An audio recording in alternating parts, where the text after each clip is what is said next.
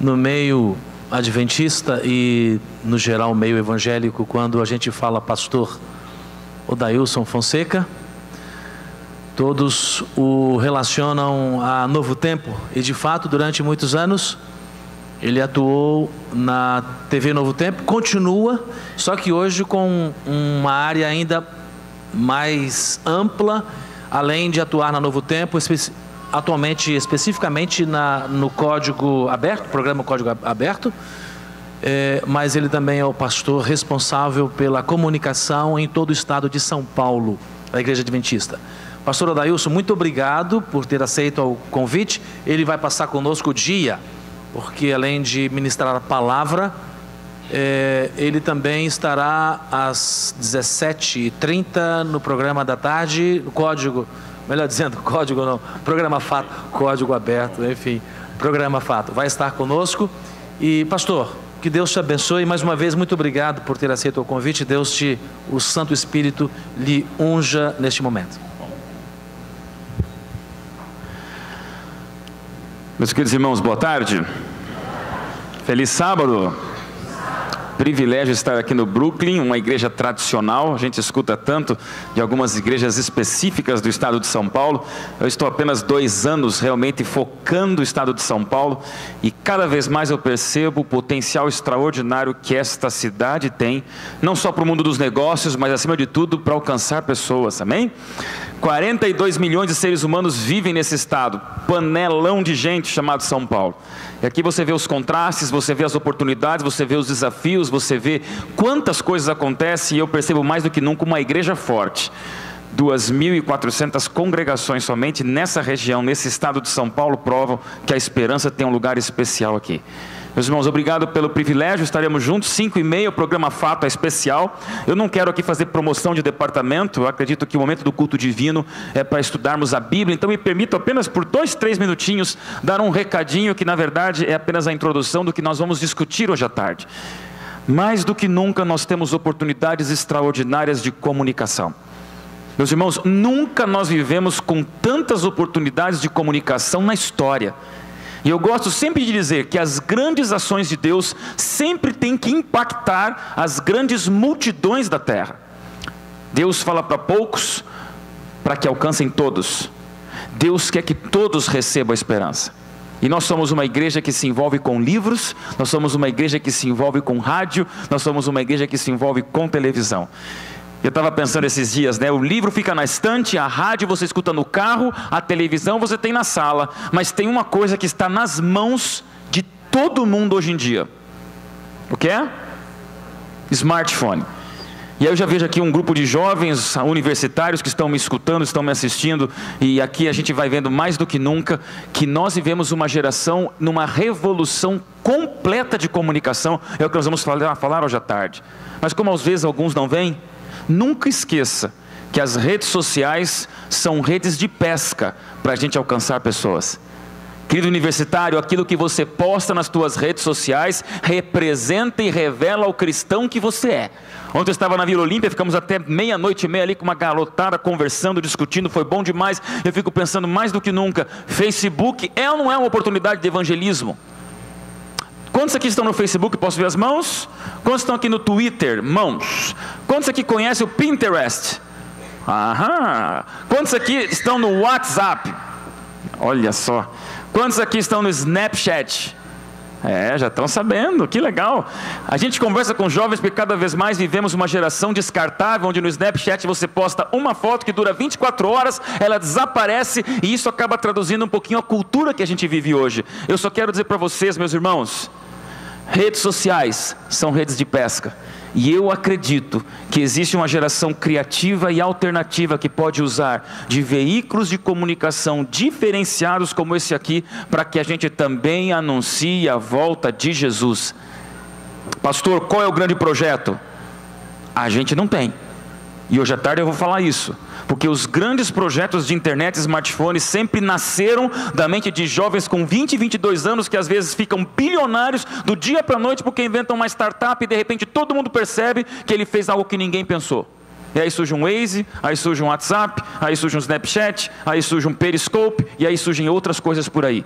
É só um recadinho para você vir às 5h30. Eu acredito que numa igreja com potencial como essa aqui, a gente pode alcançar muito mais gente se usarmos da viralização do bem, através também daquilo que é possível fazer na internet. Ouçam, amém? Meus irmãos, para eu começar a pregar, só reforçando o que o pastor falou, qual é o melhor canal de televisão do Brasil? Nossa, desse jeito, gente. Uau, nós vamos até as 2h aqui, sim ou não? Não, mas vamos lá animar junto, né? Qual é o melhor canal do Brasil? Aí sim, e desse canal do Brasil aí, Novo Tempo, tem um programa que é diferente, e é divertido, e é legal, e é bacana. Qual que é?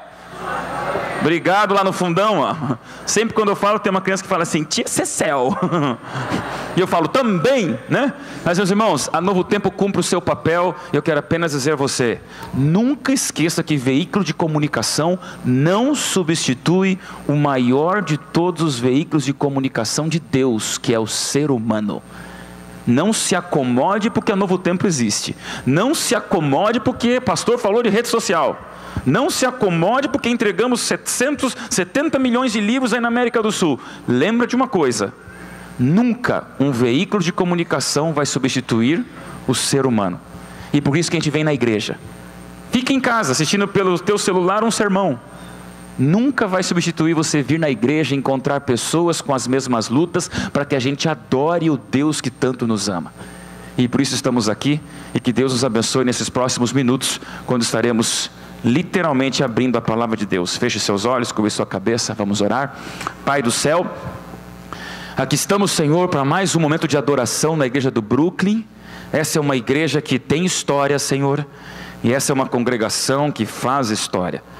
Um tempo tradicional, com tantas famílias aqui representadas, e a gente fica pensando nas gerações que já passaram por essa casa sagrada. E aqui estamos mais um momento, um sábado especial para te adorar. Senhor Deus, desça esse momento em nós, esteja entre nós e nos leve daqui para o céu. Apesar de lábios impuros, que esse desabafo de coração, junto com a palavra de Deus aberta, seja um sincero momento para nós nos encontrarmos mais perto de Ti. E como crianças, no tapete da sala, da casa do Pai do céu, que possamos ouvir da Tua própria vontade, aquilo que nós precisamos escutar. Meu Deus, viemos aqui com nossas lutas, viemos aqui carregando a semana que passou, viemos aqui com nossos esconderijos emocionais, onde a gente sofre e a gente disfarça, mas aqui é o momento de hospital, é o momento de não escondermos nossas feridas e lutas, é o momento de recebermos a esperança que vem do céu. Senhor Deus, não viemos aqui para escutar o que queremos, mas viemos aqui para ouvir o que precisamos. Portanto, que essa mensagem seja para despertar os sonolentos e incomodar acomodados, para que juntos possamos ser a última geração em vida antes da volta de Jesus. Em nome de Cristo te agradecemos. Amém. Na comunicação existe um termo chamado storytelling, onde hoje você conta histórias e através de histórias você abre molduras mentais onde você vende uma ideia. Eu queria contar com vocês uma história, uma ilustração que a gente vai imaginar junto. Você tem um melhor amigo de infância, vocês cresceram juntos, e agora você mais velho recebe dele no WhatsApp um recadinho dizendo: venha comigo celebrar o meu aniversário. Você se lembra que todos os anos anteriores, esse seu grande amigo, filho de um dos homens mais ricos de São Paulo, virou teu amigo, sempre te convidou para o aniversário dele, e cada aniversário foi uma surpresa extraordinária, de alguma coisa que ele ganhou, algum lugar que ele te levou, e você sempre sabe que aniversário do teu amigo mais rico vale a pena ir.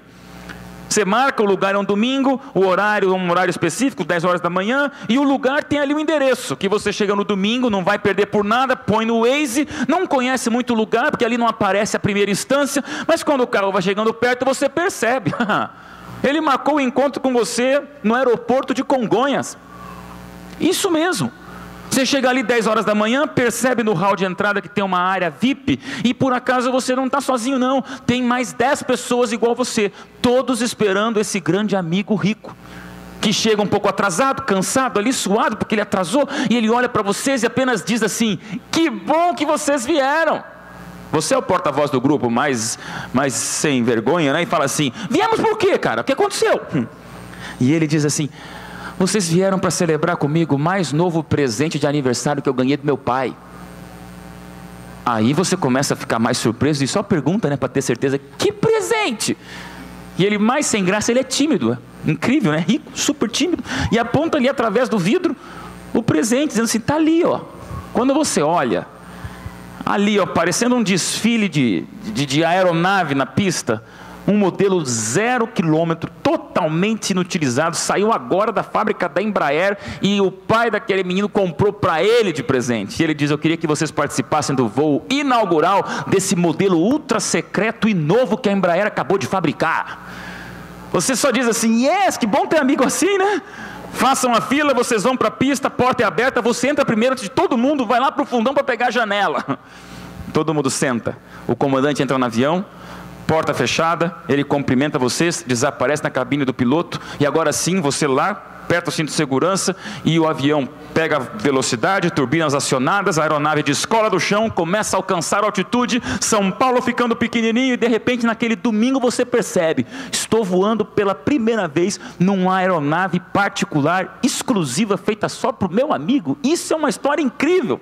Faz um selfie, é óbvio, e aí continua o voo.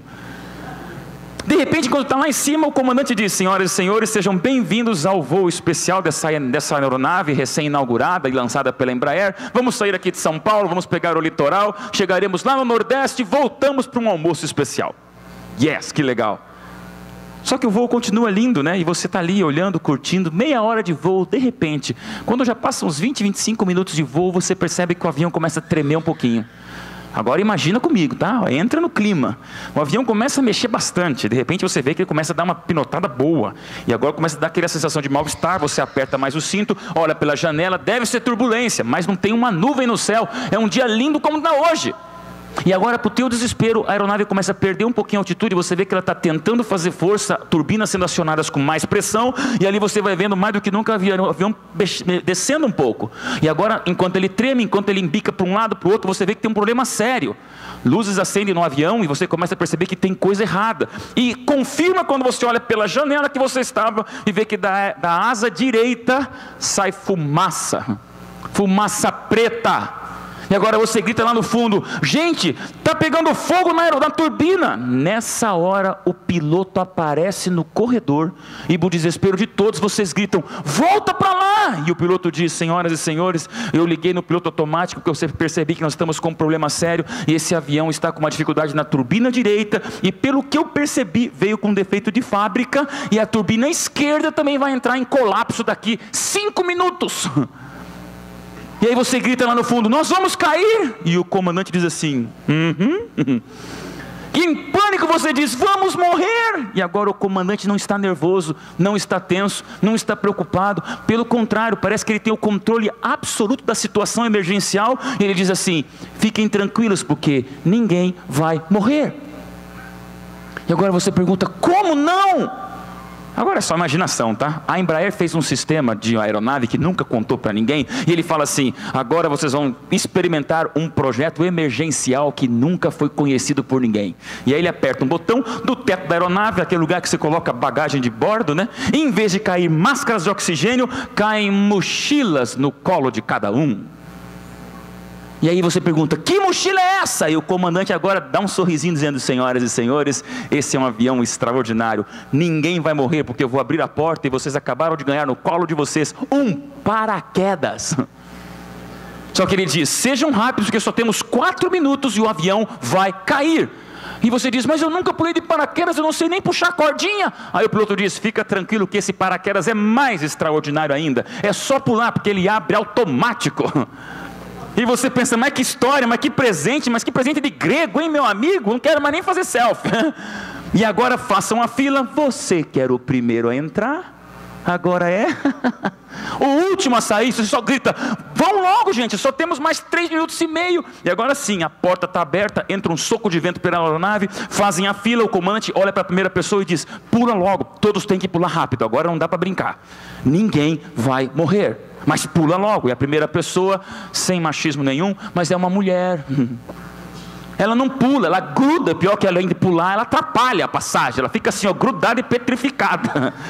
E aí o piloto diz: pula. E ela diz: não posso. Pula, jovem, por que você não pode?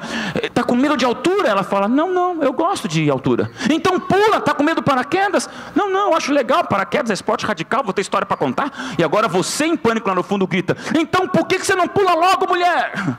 Ela olha para o comandante, sem mais nem menos, diz assim: sabe o que é? É que você me deu um paraquedas da cor verde e a minha cor preferida é o violeta. Aí o comandante diz: eu não tenho uma cor violeta, e empurra a mulher. Pum. Ela pula. Aí o próximo é um jovem. Você perdeu tempo com a mulher que não pulou, e o jovem também não pula. E agora o piloto diz assim: tem medo de altura? Não tenho. Ué, você não está com medo do paraquedas? Não, eu estou curtindo. Então por que é que você não pula? Aquele jovem vai pular, mas ele volta e diz assim: sabe o que é, seu comandante? É que eu queria não ser aí prejudicado aí com o sol que está muito forte. Você tem um óculos de sol para eu pular? O comandante diz: eu não tenho um óculos de sol, eu não tenho um paraquedas violeta, mas eu tenho um paraquedas, pulem de vez. O tempo está passando, falta só 2 minutos, tem 10 para pular ainda, e você está lá no fundo. Eu te pergunto: o avião está caindo, sim ou não? É uma situação trágica e emergencial, sim ou não? Mas surge um plano incrível de salvamento, sim ou não? E aí eu te pergunto de maneira mais importante: estamos felizes? Ou começa a surgir no nosso coração alguns desejos diferentes, como por exemplo, um paraquedas incrível num avião que vai cair, só que não dá para ser da cor que eu gosto. Um paraquedas inimaginável para eu sobreviver, mas você tem um óculos de sol para eu ir junto? Eu acho que você entendeu o recado dessa ilustração. Venha comigo à Bíblia. Sabe por quê? Existe um texto na palavra sagrada onde a gente percebe exatamente a história como essa. Você já percebeu que às vezes nós vamos pedir para Deus algumas coisas que Deus não vai nos dar? Deus nos dá salvação, Deus nos dá esperança, Deus nos dá redenção. O comandante diz: vocês não vão morrer, e isso já é tudo que nós precisamos ouvir, mas mesmo assim a gente quer que o paraquedas venha da nossa cor preferida. E quando Deus não lhe dá a cor que você gostaria? E quando Deus não lhe responde do jeito que você queria? Na Bíblia existe uma situação assustadora. E é um texto que por muitos anos da minha vida me incomodou completamente, até eu entender o significado dele. Abra sua Bíblia em 2 Coríntios capítulo 12, versículos 7 a 9. Esse é um dos textos mais teologicamente complexos que eu acho da Bíblia, esse, de maneira prática. Não é um texto com datas proféticas, não é um texto com problemas doutrinários ou complexidades, mas é um texto profundamente difícil de ser compreendido. João capítulo 12, versículos 7 a 9. Perdão, 2 Coríntios capítulo 12, versículos 7 a 9. Repito, 2 Coríntios 12, 7 a 9. Abra sua Bíblia, liga seu smartphone, mas leia. É importante você ler a palavra de Deus. Nós lemos juntos. Para que eu não me ensoberbecesse com a grandeza das revelações, foi-me posto um espinho na carne, mensageiro de Satanás, para me esbofetear, a fim de que eu não me exalte. Por causa disto, 3 vezes pedi ao Senhor que o tirasse de mim. Então ele me disse: a minha graça te basta, porque o meu poder se aperfeiçoa na fraqueza. De boa vontade, pois, mais me gloriarei agora nas fraquezas, para que sobre mim repouse o poder de Cristo. Olha para mim e eu te pergunto, meu irmão, quem escreveu esse texto foi Paulo ou foi Saulo? Quem escreveu esse texto, Paulo ou Saulo? Paulo. Se fosse Saulo, estava tudo certo. Sabe por quê? Saulo era mau. Saulo matava. Saulo assassinava. Saulo invadia cidades e atropelava mulheres e crianças se fossem cristãs. Saulo era tão sanguinário que você viria no semblante dele o ódio por aqueles que diziam: um tal de Jesus morreu na cruz. Saulo gastava todo o seu tempo tentando esmagar de maneira cruel e demoníaca todos aqueles que diziam: Jesus foi o Messias. Saulo não merecia um espinho na carne, Saulo merecia um espinheiro inteiro em cada poro do corpo. Pensando de maneira humana, né? Mas um dia Saulo vai para Damasco, a história se inverte, há uma ruptura incrível na história desse homem, que na verdade toda a sua maldade nada mais era do que uma busca desesperada pelo Redentor. Saulo cai do cavalo, fica cego 3 dias, e quando a sua visão volta, ali nasce um novo homem chamado Paulo. Paulo foi o maior evangelista da Bíblia depois de Jesus Cristo. Paulo foi o maior escritor da Bíblia, com 14 livros na palavra sagrada. Se Paulo estivesse aqui pregando com você, ele levaria você até as 4 da tarde, você não ia lembrar do almoço. Porque Paulo tinha tanto poder na sua mensagem, na sua maneira retórica, filosófica, acadêmica, artística, de pintar e desenhar quadros mentais, e altamente racional em fechar uma teologia compreensível, que Paulo era um homem que você diria: este anda com Deus, este conhece a Deus, esse vê Deus. Paulo, um extraordinário servo de Deus.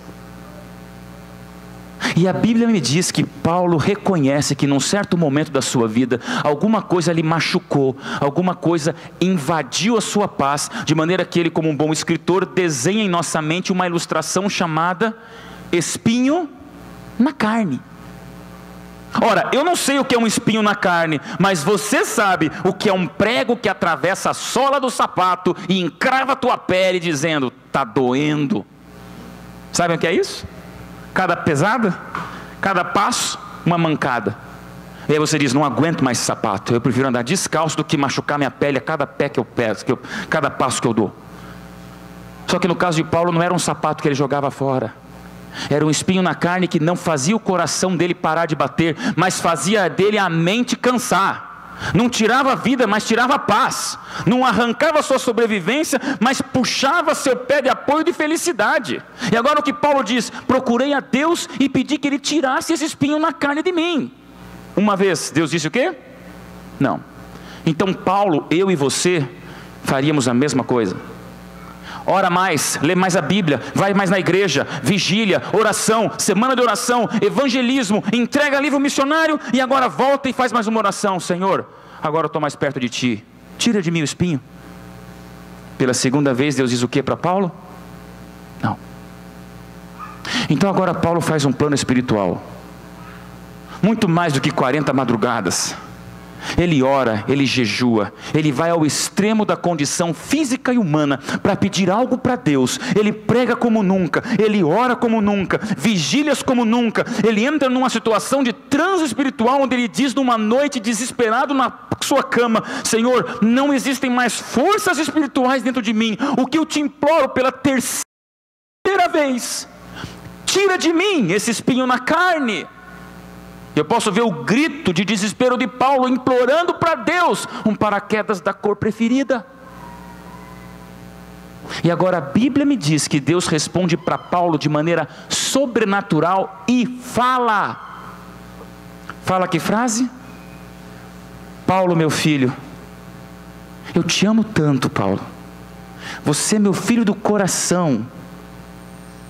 Que, Paulo querido, a minha graça te basta. O meu poder se aperfeiçoa na tua fraqueza, Paulo. Resumindo tudo isso numa palavra de 3 letras: não.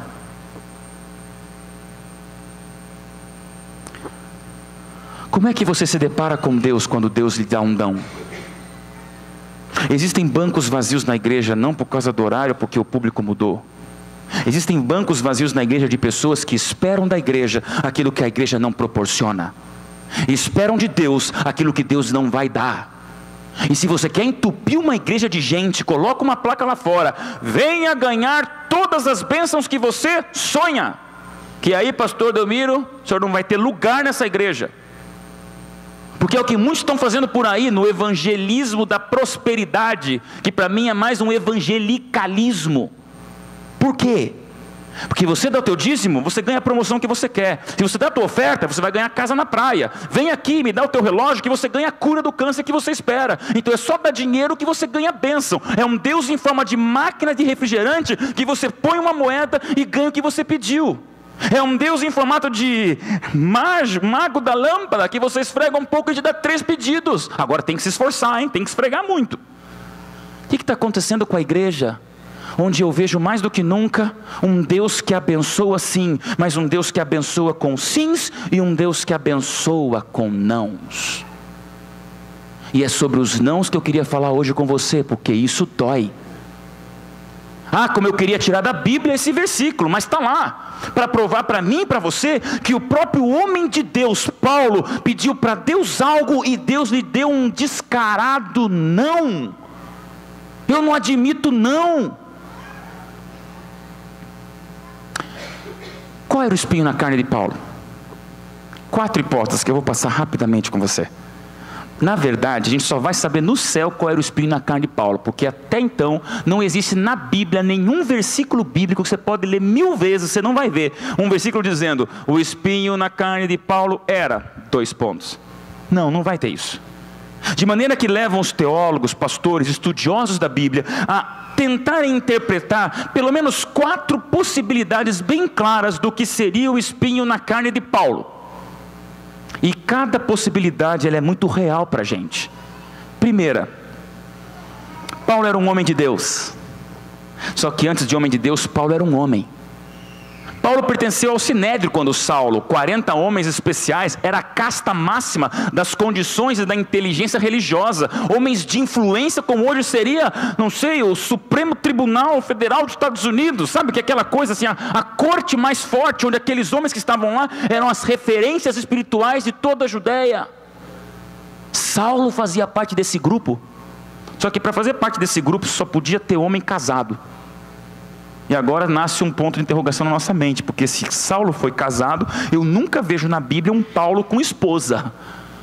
Das duas, uma, ou ele virou viúvo, ou quando se converteu, a mulher não quis mais saber dele. A verdade é que você vê Paulo, o grande missionário do Novo Testamento, como um homem totalmente desacompanhado aonde quer que ele ia para escrever suas cartas. E aí? Isso leva alguns a entenderem que talvez um dos espinhos na carne de Paulo fosse a palavra tentação. Não sei se tentação sexual, isso pode ser uma imaginação minha. Mas uma coisa é verdade, todo mundo tem um cantinho engavetado na alma que a gente não conta nem para o nosso cônjuge. Você pode estar casado há 50 anos, tem tentações que você não deixa aparecer. E é exatamente isso que eu escondo de você, e você esconde de mim, que Satanás sabe exatamente aonde atirar e aonde nos incomodar com o espinho na carne. Você pode chegar para mim e pôr aqui a 1 palmo de distância uma garrafa de pinga deliciosa para alguns. Para mim eu vou dar risada.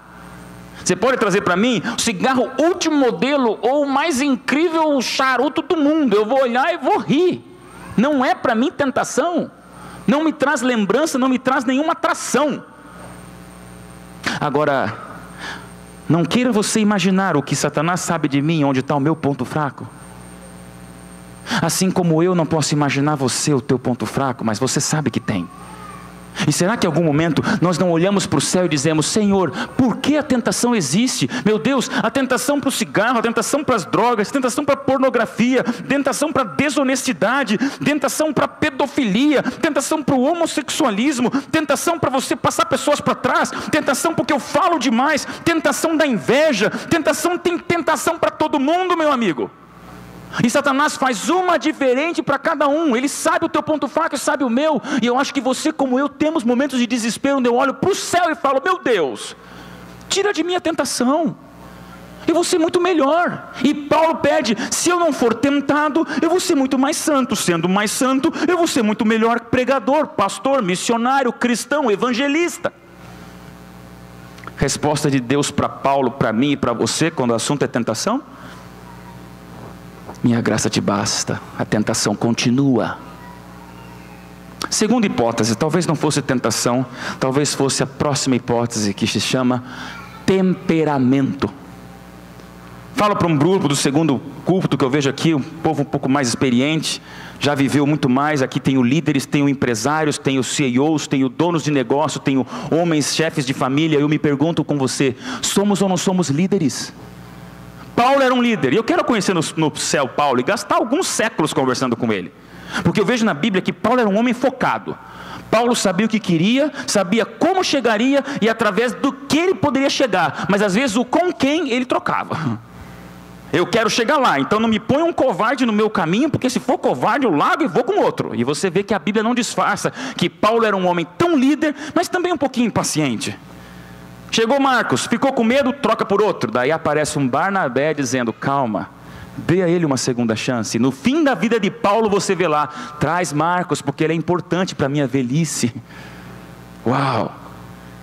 Amo a Bíblia porque ela mostra os homens de Deus como homens pecadores.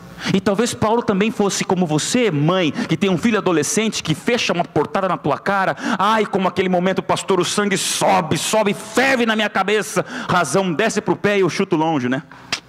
Falando que não deve, e aí a mãe fica com vergonha, tristinha, e o que eu falei? Que desrespeito. Acontece. Como dizem por aí, né?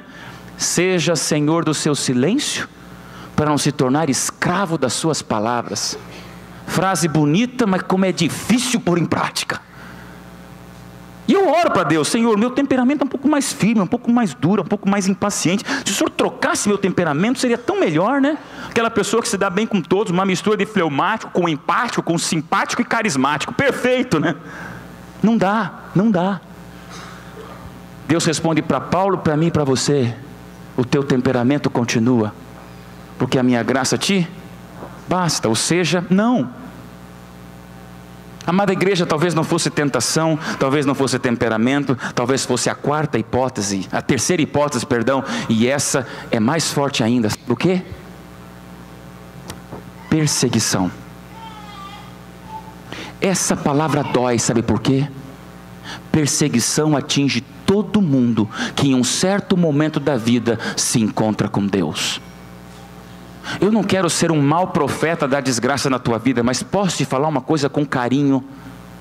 Eu nunca vi até hoje alguém realmente comprometido com a verdade, em relacionamento com Deus e ansioso pelo céu, que do lado de cada terra não seja tremendamente perseguido em alguns aspectos. Ou é perseguido na parte financeira, ou é perseguido por um chefe que não entende, por um professor que marca a prova no sábado só para te provocar, ou por uma ex-namorada que espalhou para todo mundo pelos grupos do WhatsApp que você, por não querer ir para a cama com ela do casamento, agora você tem que sair do armário. Falava ontem para um grupo de jovens, falava assim, pastor, ora, porque hoje é difícil, você quer ser correto e puro, mas as pessoas são as primeiras a acusarem você. E aí vai me dizer que não é perseguição. Perseguição como você, adolescente, talvez seja o único cristão em casa e os próprios pais zombam de você e zombam do teu Deus. Como é difícil viver os amigos de Daniel dizendo assim, Senhor, já está tão quente essa fogueira e estão colocando mais 7 vezes ainda. É o que o diabo quer. Ele entra em colapso quando vê alguém escapando das suas mãos.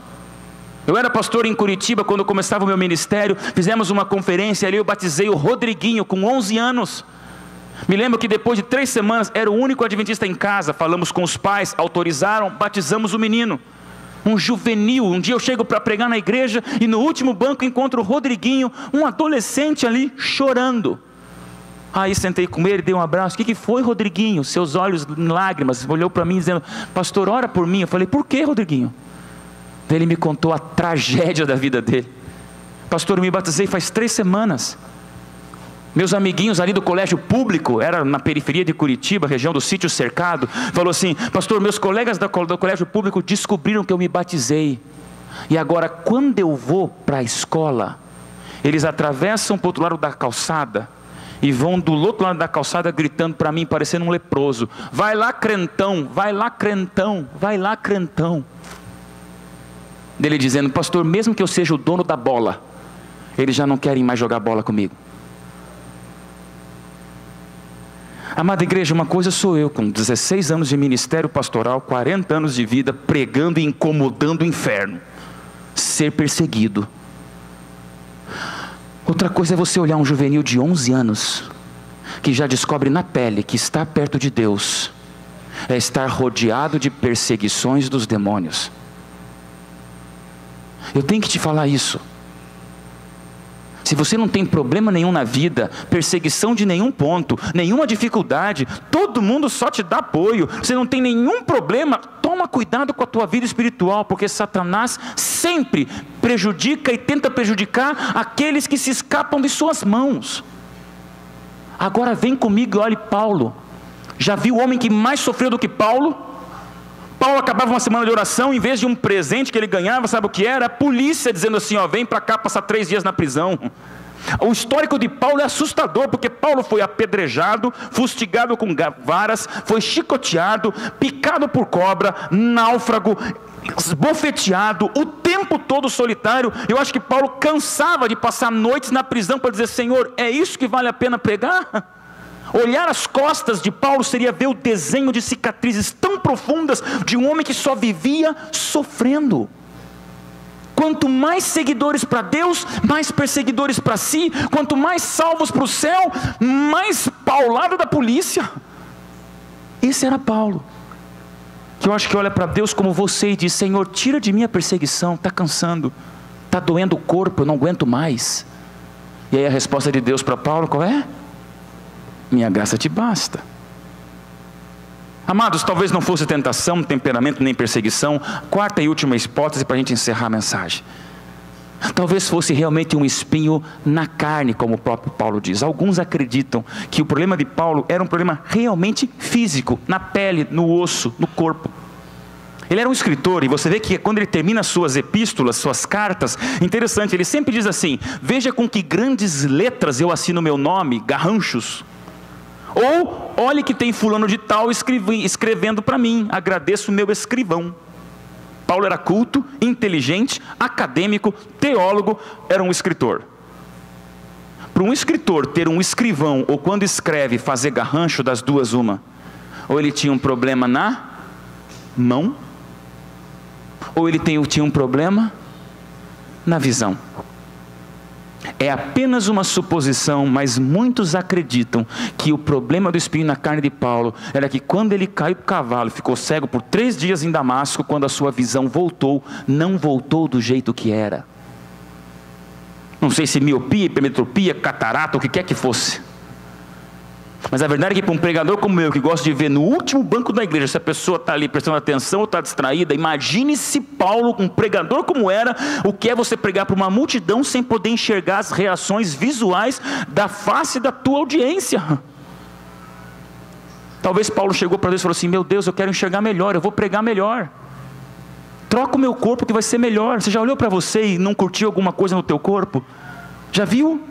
Alguns jovens me procuram e falam, pastor, quando Deus me criou, quebrou a forma, porque essa forma é muito horrorosa. Dói. É jovens que não gostam, jovens que se olham no espelho, é você que às vezes não curte o peso, os olhos, o nariz, o cabelo, alguma coisa deu errado na tua embalagem, né? E o pior, e quando não é o problema da embalagem que os outros veem, mas é você visitar num hospital uma garota de 12 anos com leucemia, ou um ente querido com 50 anos vítima de câncer, ou uma moça com 35 anos, que você vê que a vida está desaparecendo por uma doença incurável que ela nunca fez por merecer. Hoje eu queria falar para você desses problemas que geralmente a gente não fala, porque a gente vende aquela ideia triunfal de conto de fadas, onde todo câncer é curado, todo acidente não mata e toda doença passa.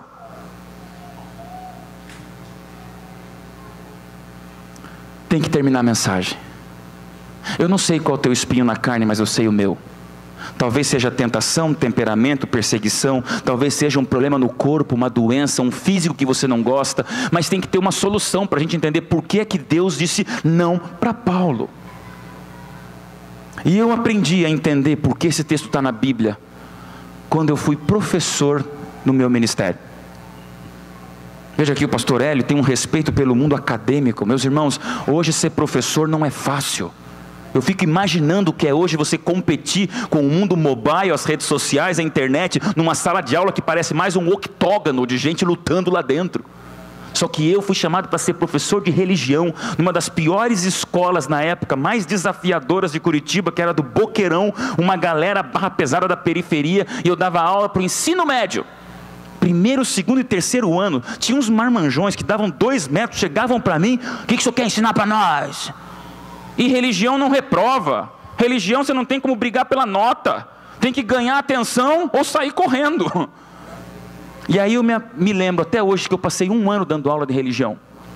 A coordenadora da escola foi tão cruel, maquiavélica, que ela fez comigo, olha o que ela aprontou comigo. Me deu a turma 211, que eu me lembro até hoje. Era a turma mais difícil do colégio. Eram os caras mais arruaceiros, gente que não estava nem aí para nada. E ela me deu a aula de religião para eu dar para eles a aula na sexta-feira, último dia da semana, 11h30 da manhã, último período do dia. E o pior de tudo, depois de 2 aulas de educação física. Tenham pena de mim. Aquela moçada chegava cheirando rinoceronte na sala de aula e falava: o senhor quer ensinar para a gente em 40 minutos antes do nosso final de semana, pastor? Não é fácil. Eu reverencio quem é professor e educador. Só que eu queria dizer para vocês que nesse 1 ano Deus me deu a resposta desse texto bíblico. Sabe por quê, igreja? Porque eu descobri qual é o pior aluno que existe no mundo. Existe um tipo de aluno que é o pior da face da terra. O pior aluno de uma sala de aula não é aquele que está no fundão. Sabe o do fundão? Aquele lá que não para quieto? Não é não. Às vezes ali vão vir alguns líderes importantes aí pela vida. Os do fundão, né? Por outro lado, o pior aluno também não é o da primeira fileira. Sabe aqueles que ficam na primeira fileira babando o professor? E pior que você faz uma pergunta querendo chamar a atenção do fundão e o primeiro diz assim: eu sei a resposta, professor. Não, eu quero o fundão ir respondendo. Pior aluno também não é aquele que no recreio vai atrás de você oferecendo lanchinho, né? Quer meu lanchinho, professor? Quer meu lanchinho? Ele quer nota, bajulador. Tanto é que eu tinha uma inveja santa do professor de matemática, porque com religião nunca recebia lanchinho no recreio. Mas matemática era aquela mesa cheia de maçã, né? Não é o pior aluno bajulador, nem por pior que pareça, aquele que às vezes na escola quebra um azulejo, picha um muro, faz uma bagunça, solta uma bomba, tem de tudo.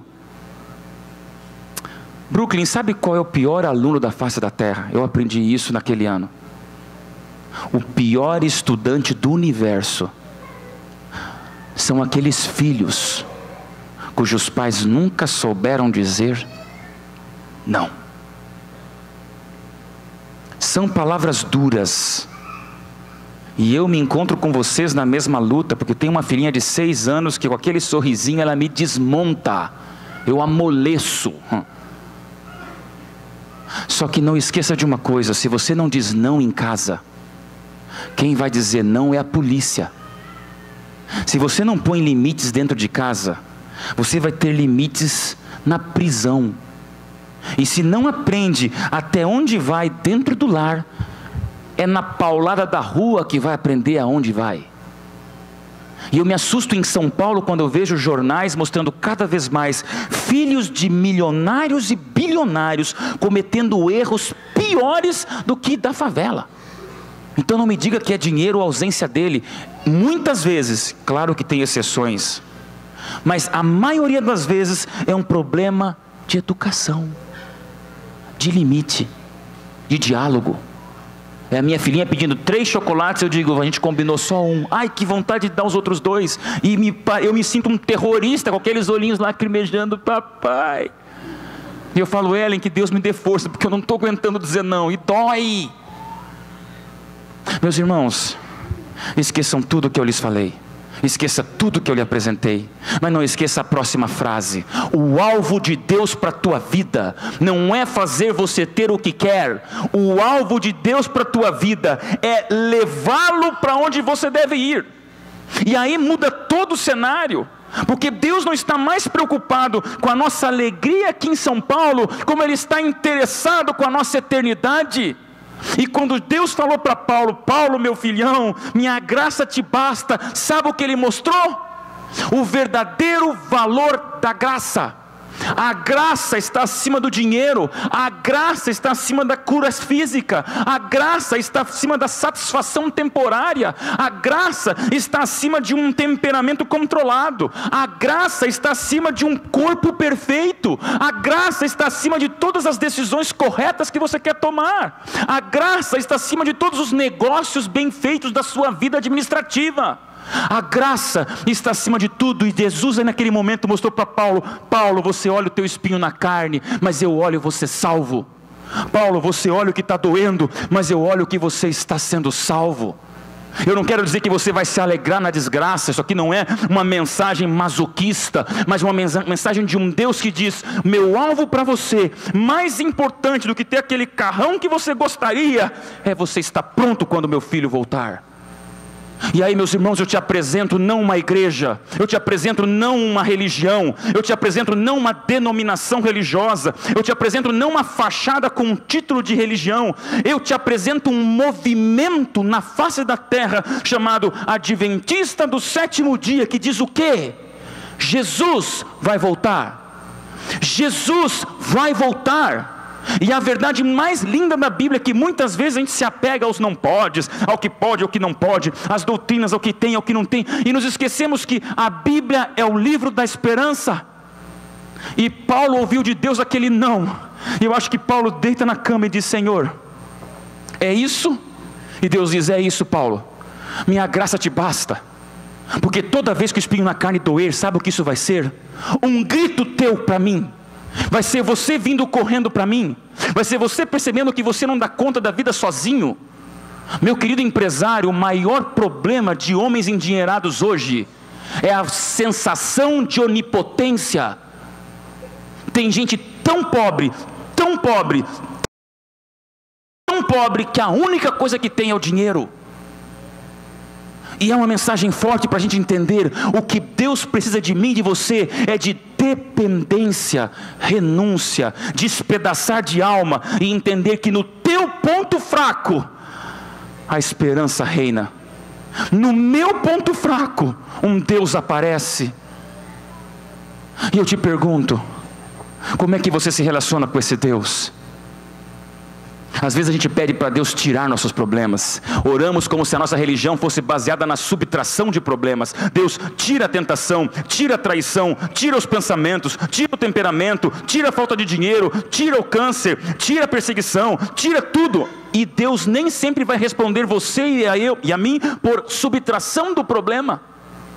Sabe o que eu amo nesse texto bíblico? Que Deus apresenta uma outra maneira de responder nossos problemas. Quando Ele não tira o problema, Ele adiciona a sua presença.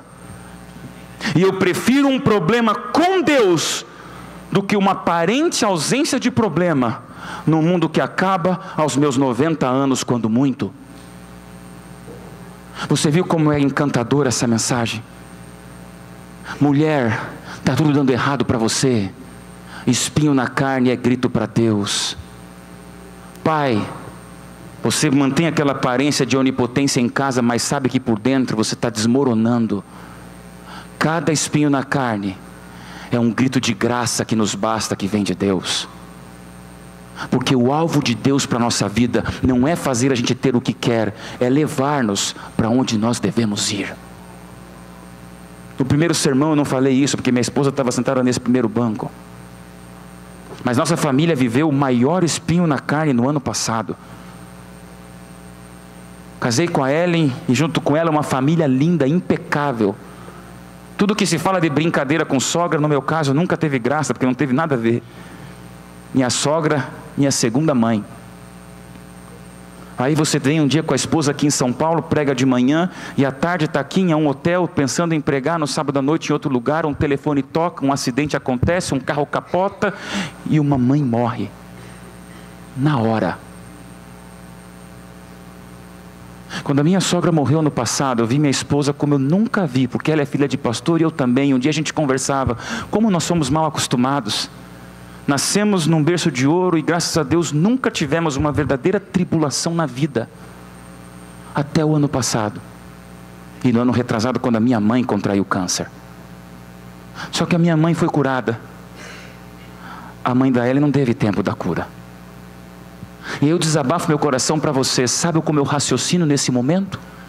Eu vou tentar explicar, não, fica tranquilo, porque o mundo é assim mesmo, Deus tem um plano. Não é assim, o pecado estragou tudo. Até você sentir os braços trêmulos da pessoa que você mais ama, gritando de saudade que devasta, dizendo, não cabe, nada mais ocupa. Eu falei, eu não sei te ajudar. É chorarmos juntos e esperarmos a volta de Cristo.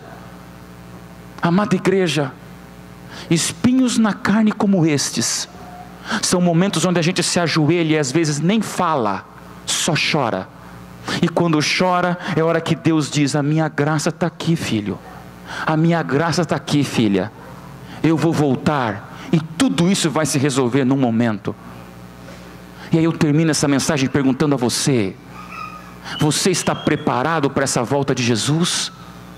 Você está preparado para encarar uma semana nessa região tão endinheirada de São Paulo, entendendo o seguinte: isso aqui não vale, isso aqui não releva, isso aqui não eterniza, isso aqui passa, então tudo que eu tenho é o que me resta, chamado esperança. Se tirarem de você esperança, não sobra nada. Se tirarem de você Deus, não resta nada. Agora, se você tem um Deus cuja graça te basta, o poder dele invade a tua fraqueza, e nessa fraqueza você vê a onipotência de Deus confortando, dando força e te deixando impaciente para a volta de Jesus. Amém? Que Deus te abençoe. Eu quero fazer um pedido. Eu sei que é tarde, mas é o desabafo de um filho olhando para você e dizendo: eu também sinto saudade desse céu. Nós vamos ouvir uma música especial. E essa música nada mais é do que a tradução sincera de tudo que eu falei para você.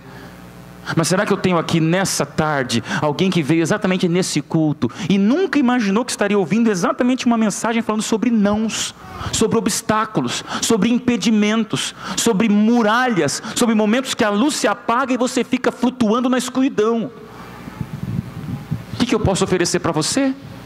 É o que eu ofereço à minha esposa: oração, para que Deus faça com que a graça dele, que bastou para Paulo, que nunca mais questionou o espinho na carne, e aqui encerra o discurso de Paulo sobre o espinho, até a decapitação, quando a espada foi levantada e um raio de luz mostrou que ali encerrava a vida de Paulo.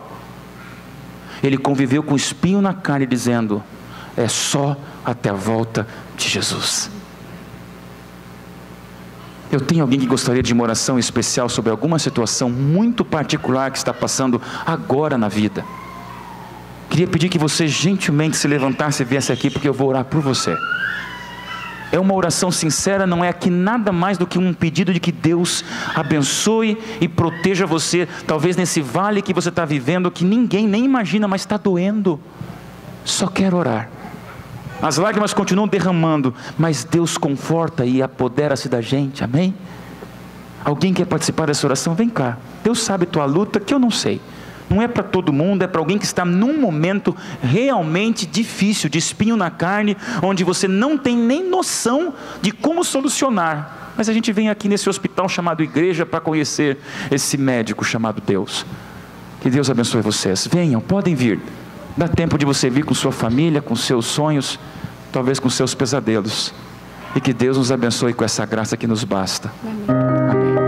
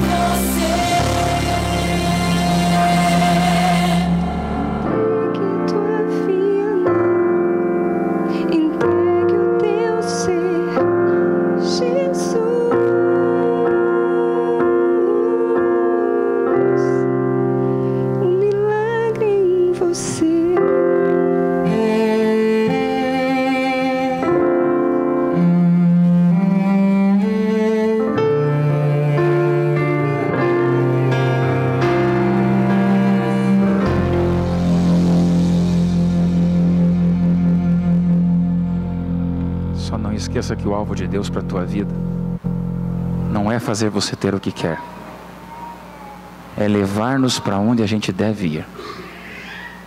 Com lágrimas e dores, esse lugar é o céu, onde tudo será explicado, tudo será resolvido, e para sempre a gente vai viver o sonho de Deus. Que Deus te abençoe. Espinhos na carne são gritos para a fortaleza de Deus se revelar na tua vida, não tenha dúvida disso. Se a gente não se encontrar aqui, a gente se vê no céu. Vamos orar? Pai querido, é tarde, Senhor, mas tudo que eu te peço nesse momento é que a graça que bastou para Paulo seja a mesma graça que nos baste. Tem gente aqui lutando, Senhor, com os espinhos mais diversos.